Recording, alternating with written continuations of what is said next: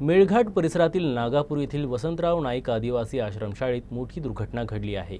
आश्रमशाळेतील टाकी कोसळून एका 14 वर्षीय विद्यार्थिनीचा दुर्दैवी मृत्यू झाला असून 3 विद्यार्थिनी गंभीर जखमी झाल्या आहेत। या घटनेनं संपूर्ण मेळघाट हादरला आहे। दुर्घटना घडल्यानंतर परिसरात संतप्त वातावरण निर्माण झालं।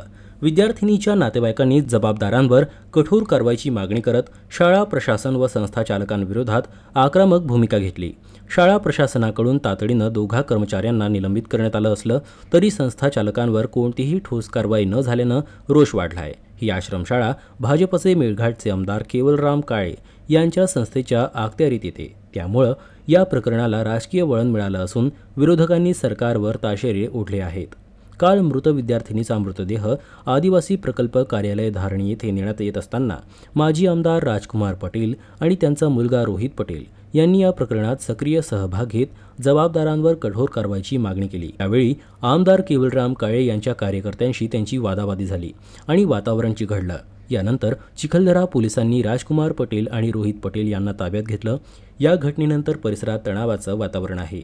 या घटनेमुळे मेळघाटातील आश्रमशाळांची सुरक्षा, व्यवस्थापन आणि राजकीय हस्तक्षेपावर प्रश्नचिन्ह उभं राहिलं आहे।